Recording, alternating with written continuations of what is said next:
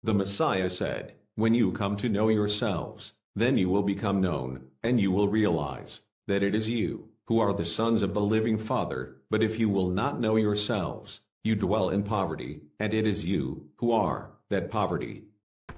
Mabiyayang araw na banal na araw po sa ating lahat, sa aking misaya, sa ating mga priesthood. Mabiyayang araw po. Ang katanungan ko po ay mga sa kaganapan po sa buong sanlupaan. Nakakapabalita na po tayong mga natutuyong mga ilog, nasusunog, nakapaligiran, nagkakaroon po ng mga baha, nangangamatay po ang mga hayop sa hindi malamang kadahilanan. Ito po ba ay katulad na rin po na nangyaring kapamaraanan ng ating ama noong panahon ng Ehipto, kung saan ang 10 plagues ay dumating sa panahon ng pagpapalaya sa mga hinirang na tao ng Israel. Ito po ba ay pwede nating mahihantulad ang kaganapang mga nangyayari ngayon po sa buong mundo? Yun lang po, aming mga priest. Okay, let me take it. Happy Sabbath sa inyong mga kapatid. Saan man kayo naroon? Alam ko, hinihintay nyo ako. Narinig ko kanina, tinatawag ako. Pero sabi ko, hayaan ko na muna ang mga priest mauna. Kasi I want them to learn how to stand kahit wala ako. So, it's about time, mga priest, na kailangan ko na kayong i-win off unti-unti. Yung bang parang isang puppy na you should learn how to be independent, na hindi kailangang sumandal sa akin. Kaya hahayaan ko muna kayo. But then, here is a question. Napakagandang tanong. Kasi kagabi, yun ang tinitingnan ko. What is happening? Dati kasi, it's only Europe. Wala pa sa US. Pero as of yesterday or the other day, nagsimula na ring magkaroon ng heat wave ang US. So, according to the report, around 120 million is affected kasi umaakyat hanggang 40 degrees centigrade yung kanilang temperature. So, sa mga hindi nakaka-imagine kung gaano kainit yan, imagine nyo na lang yung para kayong tinutukan ng alam niyo yung blower na pampatuyo ng buhok, kung gaano kainit yan, ganyan po ang hangin sa kanila kainit. So try to open an oven, bawasan mo na lang kunti ang temperature, parang ganun halos. So yung pinakamainit dito sa ating bansa, as far as I remember, umabot tayo ng 30 degrees centigrade. Grabing init nun. Nagkaroon na tayo ng tagtuyot. Kung hindi ako nagkakamali, yan yung panahon na nagkaroon ng Kidapawan massacre. Na yung mga farmers natin doon, hindi makapag-farming at sila ay nagrarally. Humihingi ng tulong mula sa government at nagkaroon ng kaguluhan. Sila ay pinagbabaril. So yun yung panahon na yun. Grabing init nun. But that was only 30 degrees. Sila ngayon 40 degrees. And kahapon may isang bansa, if I recall it right, kung hindi Portugal, Spain, 43 degrees. Parang sa disyerto. So, sa akin is, meron kasi dyan nasusulat, although kulang, ang nasusulat, kaya inayos namin yan ng revision. Kung sino ang priest dyan na may access, pwede niyong ipakita kasi ang nasusulat lang dyan is masusunog daw yung mga forest. 1/3 of the forest sa buong mundo ay masusunog dahil sa sobrang init. So hindi ma-imagine ang iba kasi iba ang vocabulary na ginamit. Pero sa totoo lang, ang sinasabi is magkakaroon ng heat wave and wild forest fires. Kusang nag-aapoy ang kabundukan, yung mga forest. So kung nanonood kayo sa YouTube, i-type nyo lang heat wave, lalabas na dyan kung ano ang nangyayari sa Spain, Portugal, Greece, Italy, France. Yan, almost all parts of Europe nag-aapoy ngayon ang kanilang mga kagubatan. At maraming bahay ang nasusunog. Mismong runway sa airport, kung hindi ako nagkakamali, it's in France. Hindi ako sure kung aling bansa din sa Europe. UK. UK. Nag-meltdown yung kanilang runway. Kasi, di ba, asphalted yan. Naglusaw. So, hold ang function ng airport for, I guess, 2 days. So, yan po ay nasusulat na noon pa. Pero ngayon pa lang nangyayari. Wala pa akong alam in history, geological history, na nagkaroon ng ganito kalala na wildfires in the forest. Ngayon lang yan.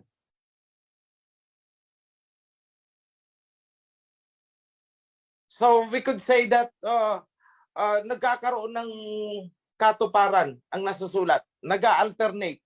Wildfire at saka hailstorm. Parang gakamao, kalalaki na mga yelo ang nagbabagsakan. Basag-basag ang kanilang mga salamin. Yupi-yupi ang bubong ng mga sasakyan nila. Butas ang mga bubong nila sa bahay. Yung mga parang mga bricks na na bubong nila, basag-basag. I was looking at it last night. So, ganyan po ang nangyayari.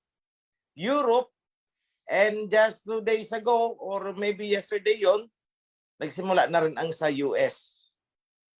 So, I would say, yes, the revelation is being fulfilled.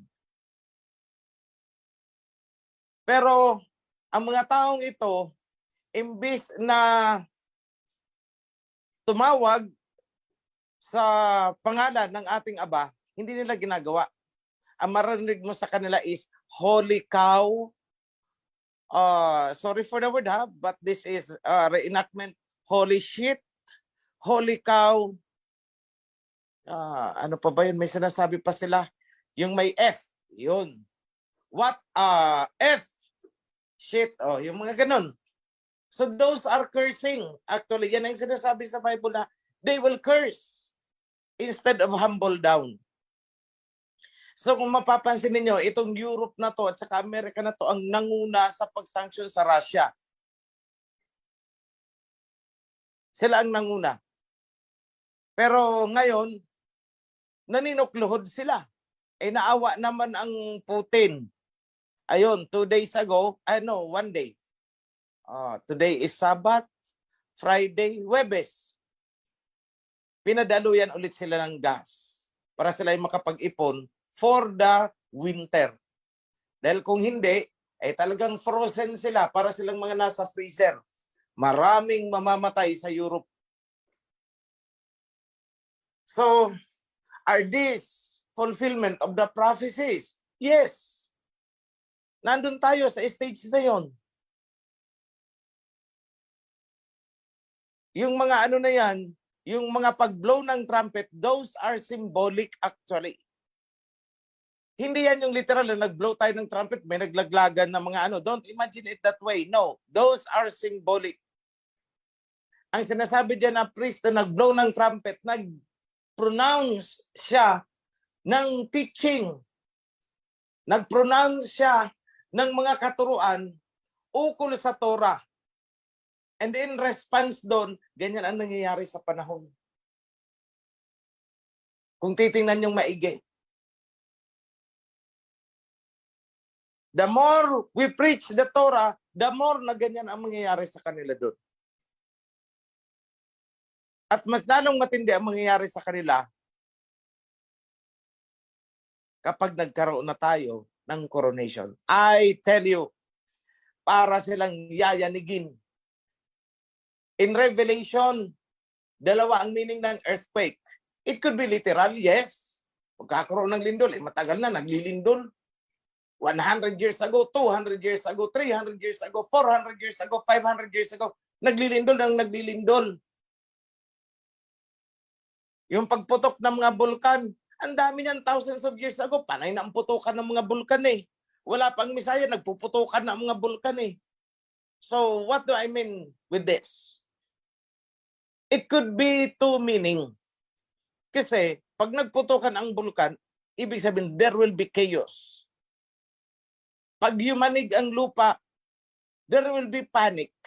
So, ibig sabihin, ganun ang mangyayari.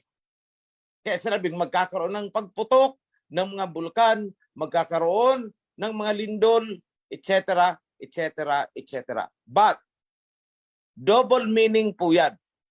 Pwedeng mangyari in the literal sense, matagal naman na nangyayari yan.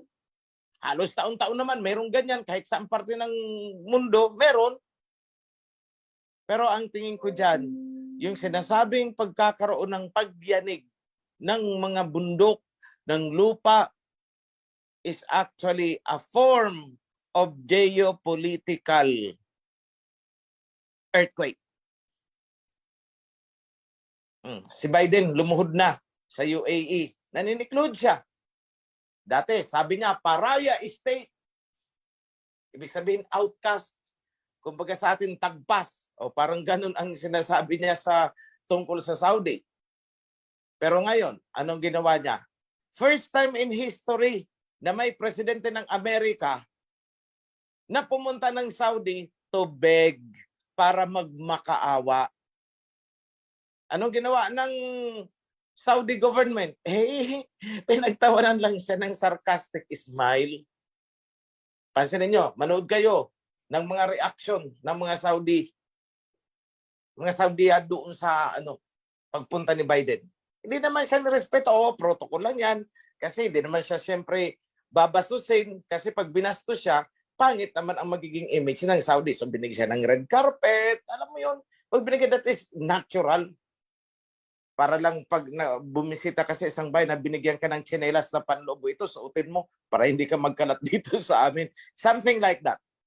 It's a regular protocol, diplomatic protocol. It's nothing special. Hindi po yan special. Na pag nilatagan ka ng ibig sabihin lang yan, tinatanggap ka nila as a guest. Pero ibang usapan na, nung pinag-usapan yung anong sadya mo dito sa amin? Ba't ka pumunta? Ay i-increase nyo ang production ng inyong oil kasi yung namin dito, ang mahal-mahal na ng oil namin.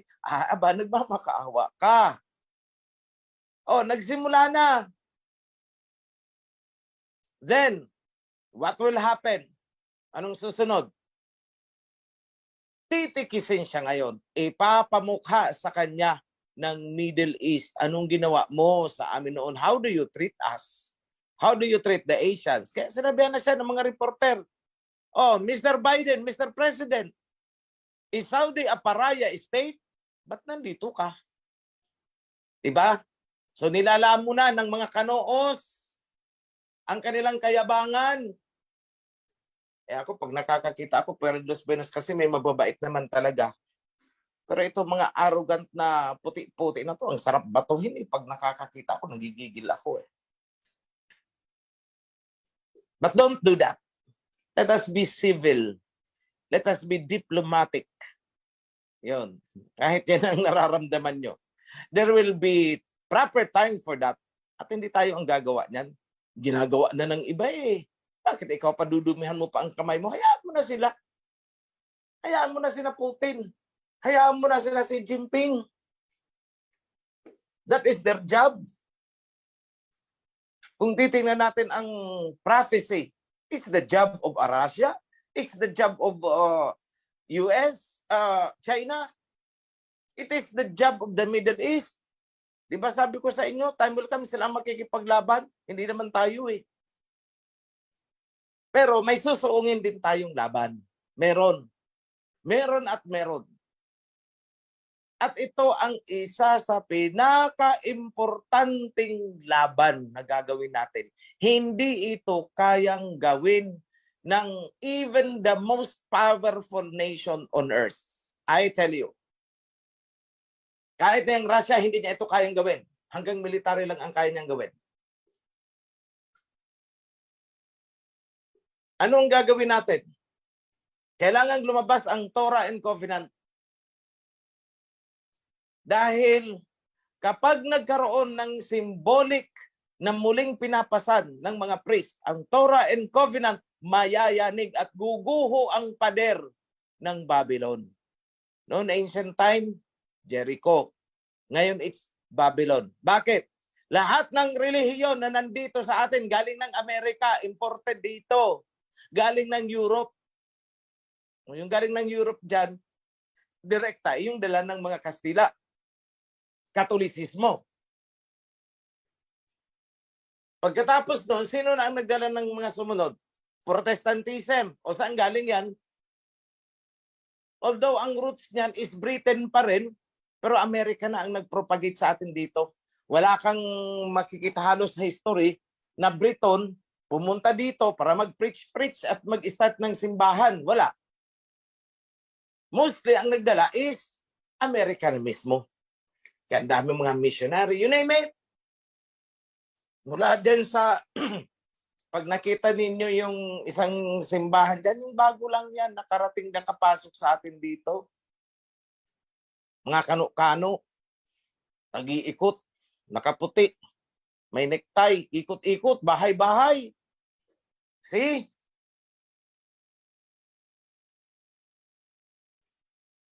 Sila yun. At isa sa kapangyarihan ng West is religion. Isa yan sa kanilang tentacle na dapat tagpasin at putulin.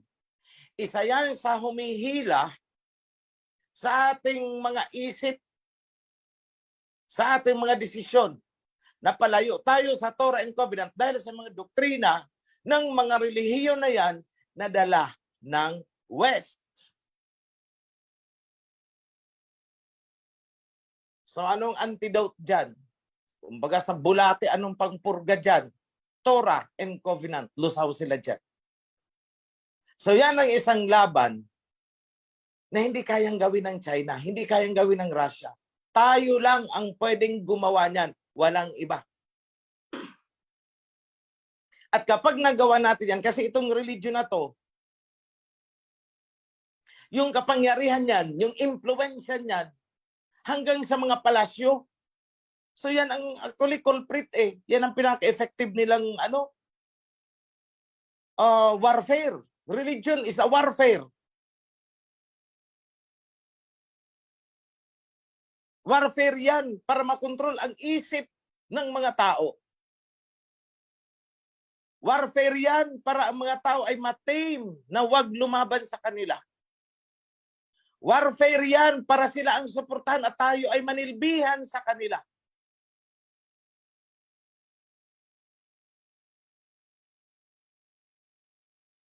Sa Bible, sa Scriptures, anong nasusulat? Ang sabi is, do not serve their idols. Mali po na translation, do not serve their religions. Kasi niliteral ka agad na pag sinabing idol, aba, ito yung may carve, may decoration, may ganito. No. Contextually, merong mali sa pagkakasali ng do not serve their idols. Do not prostitute in their temples. Mali, hindi naintindihan. Wala naman talagang nagpo-prostitute dyan sa simbahan. Kahit sabi mo, asan dito ang prostitute? Wala naman ah. Eh wala talaga. Dahil mali ang pagka-translate. Ang ibig sabihin, huwag kang magpapa-impluwensya, huwag kang magpapagamit sa kanilang mga relihiyon, huwag kang maniniwala. Kapag ikaw ay nagpasakop sa isang relihiyon na galing sa kabila, sa West, para ka na rin nakipag-treaty kay Satanas. Para ka nakipagkasundo, nakipagtipan kay Satanas. Bakit? Anong sabi sa Torah? Be very careful not to make a treaty with them. Religion is a form of treaty. My goodness. Pansinin ninyong mabuti. Hindi ako nagmumura. I said, my goodness.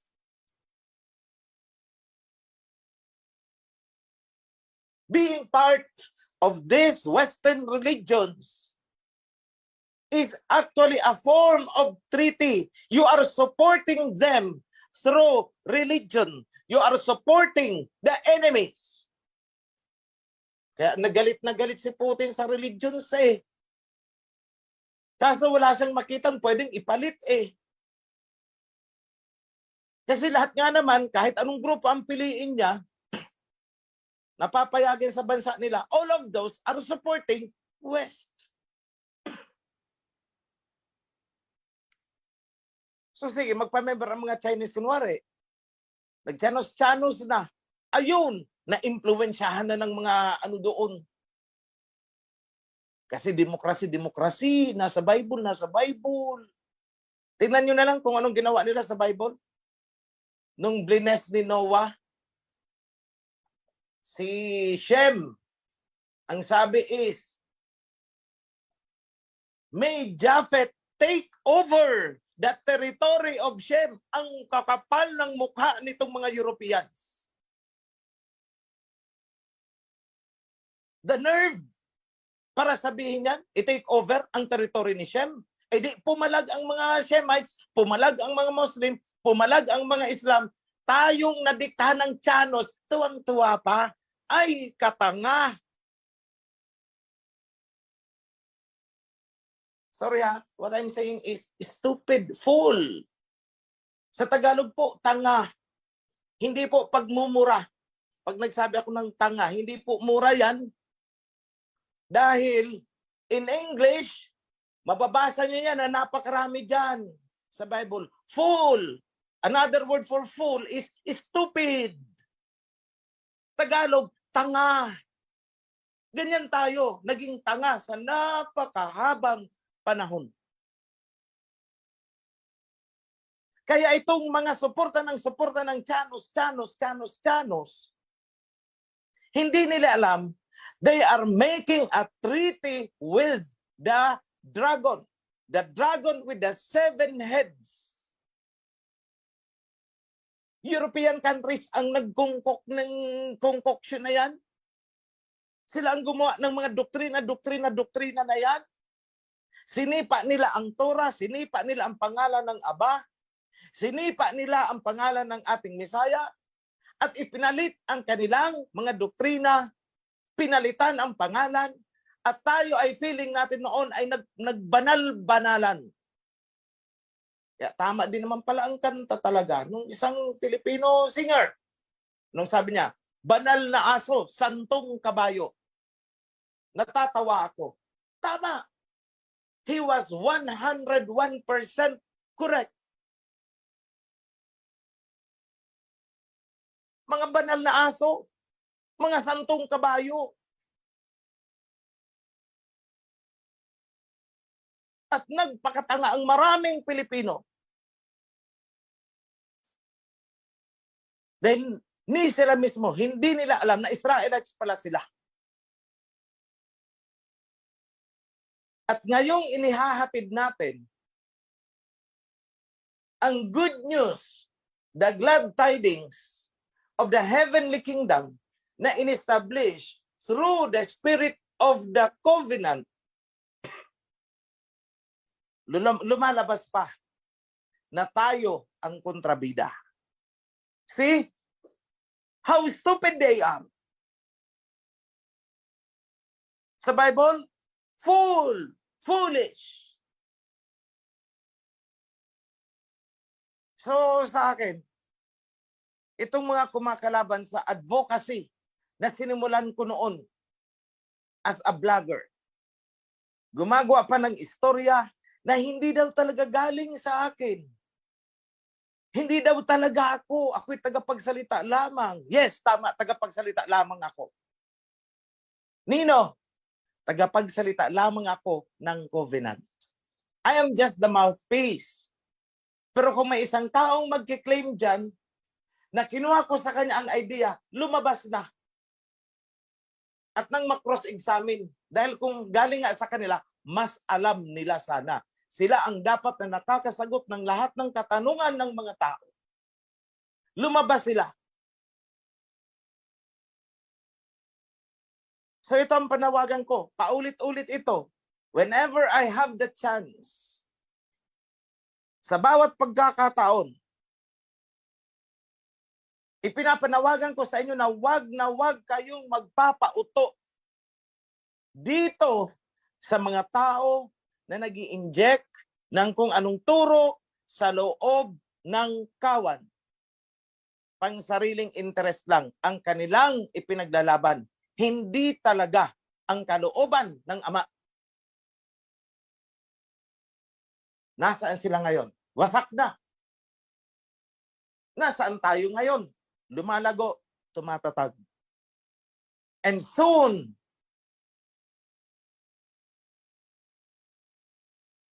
the proclamation of the kingdom. And soon,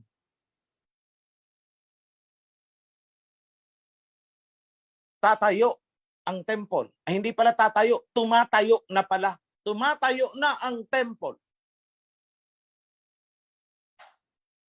Nasusulat baga? Destroy this temple and I will rebuild it in 3 days. 3 days, 3 years. Tandaan nyo yan, mga kapatid. That will happen. Be blessed. Happy Sabbath. Shalom. Yada, maraming salamat po aming kamahalan. Ngayon naman po ay naririto na po ang ating Prime Minister Priest B.M. Senen. Tinatawagan ko po ating Prime Minister.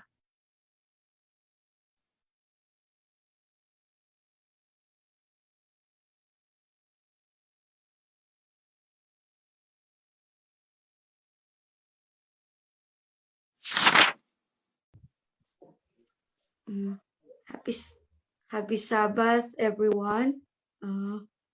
Happy Sabbath po kay priest, sa mga priesthood, at kay King OHC. Ang tanong po namin, priest, ay tungkol dito sa nilalaman ng Revelation na darating po ba tayo doon sa punto na hindi makakabili at makakabenta? Kasi hindi tayo, kasi yung tinanggap natin yung mark of the true name. Yung maghihirap po ba, may araw po ba na maghihirap ang mga napili? Thank you po. Okay. Salamat po, Shirley. Ganito. Yung ano dyan, yung sinasabi na hindi makakabenta, hindi makakabili. Hanggat hindi mo tinanggap ang kapangyarihan nung sumakop sa atin, actually nangyari na yan hindi natin na-realize.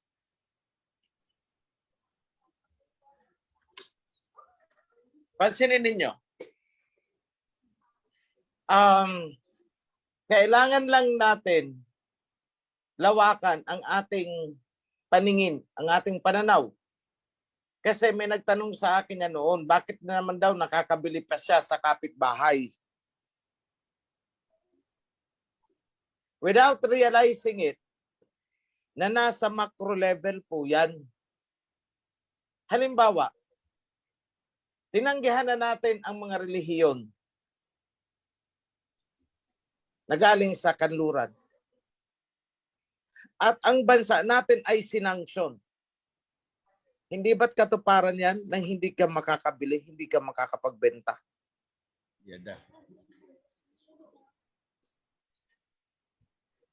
Kapag sinanksyon tayo, o sige, wag bebentahan ng kung anong imported goods galing doon sa Amerika. Wag bebentahan ang Pilipinas.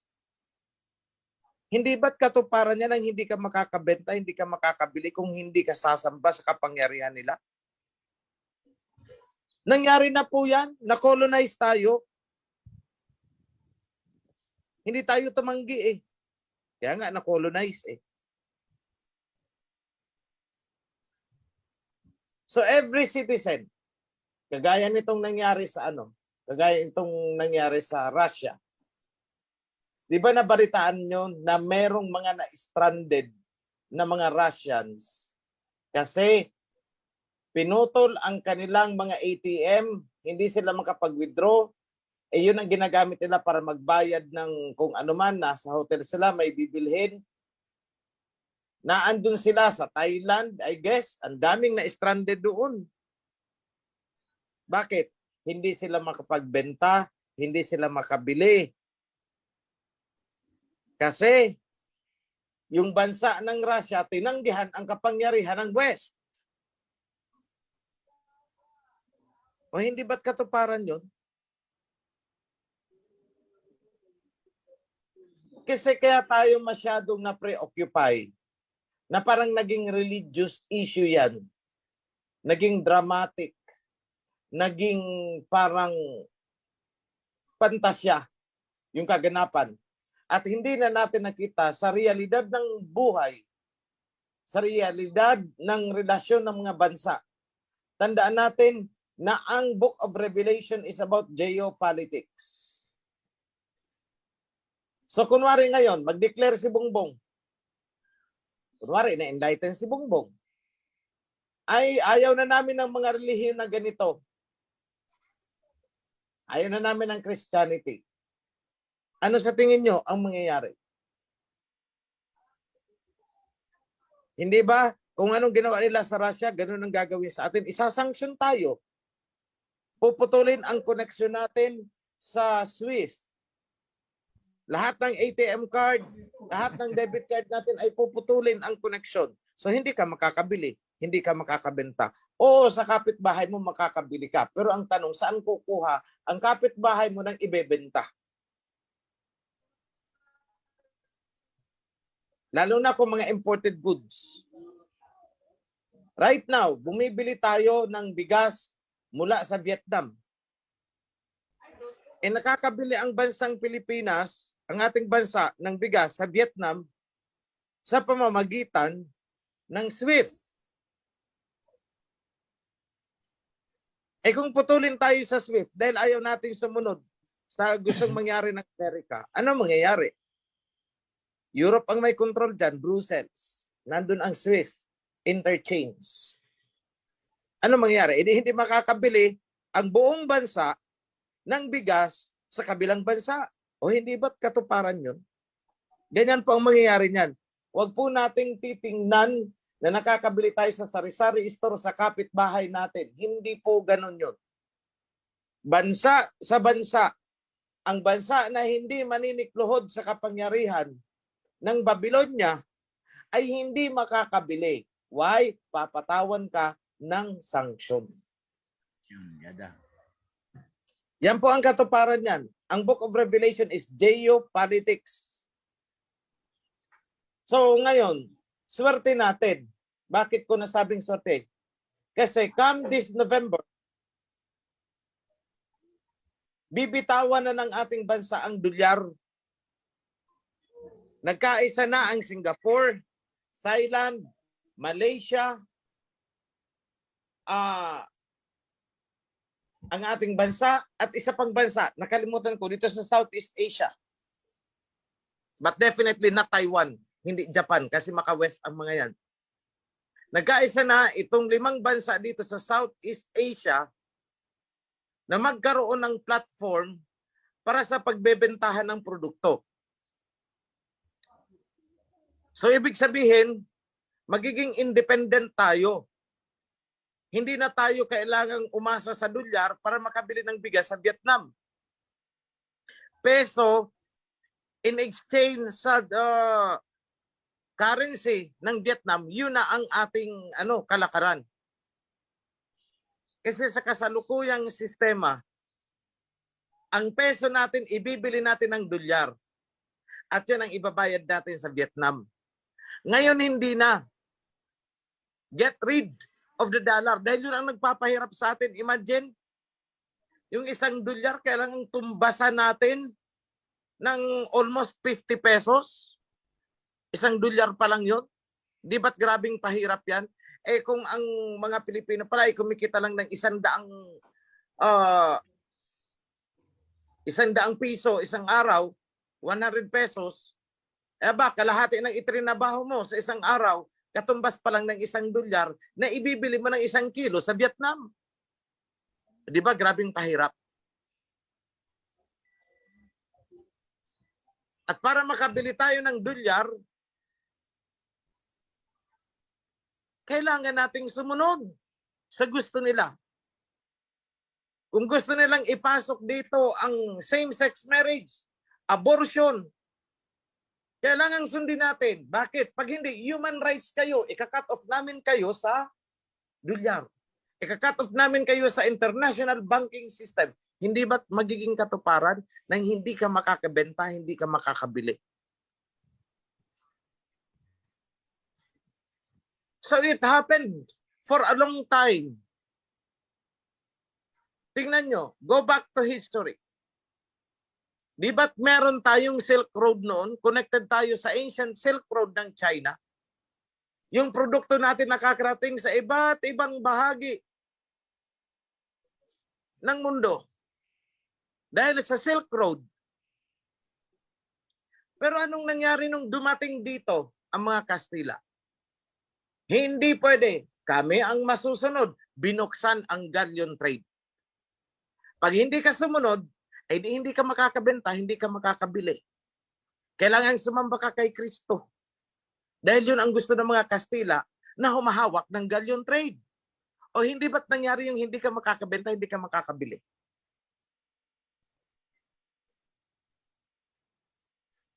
So yung mga katuparan na yan ay hindi natin napansin na matagal na palang natupad yan at natutupad hanggang ngayon. Bakit? Hindi natin napansin. Bakit hindi napansin? Kasi puro doktrina di pataranta ang natutunan ng mga tao sa mga sekta at relihiyon. Sinabayan ang pantasya na mag-i-implant ng microchip sa utak, sa noo. Hindi naman po ganun. Ano yung tatanggapin mo sa noo mo? Ay yung doktrina. Doktrina na ano? Si Kristo. Yun ang tatak. Eh ano yung nasa kamay? Dapat yung gawa mo, yung trabaho mo, lahat ng hanap buhay mo sa kung anumang kolokasyon mo, anumang negosyo mo, yung mga actions mo, kamay ang simbolo niyan. The fruit of your hand na sinasabi sa Bible. Oh, the fruit of your hand, hindi mo maibebenta at hindi ka rin makakabili galing sa iba. Bakit? Kailangang tanggapin muna sa isip mo ang doktrina ni Kristo. Yan ang tatak ng Mark of the Beast. Panoorin niyo po ulit. Ang Mark of the Beast. Mauunawaan niyo ang itinatanong niyo sa akin ngayon. Yan lang po, kapatid. Be blessed.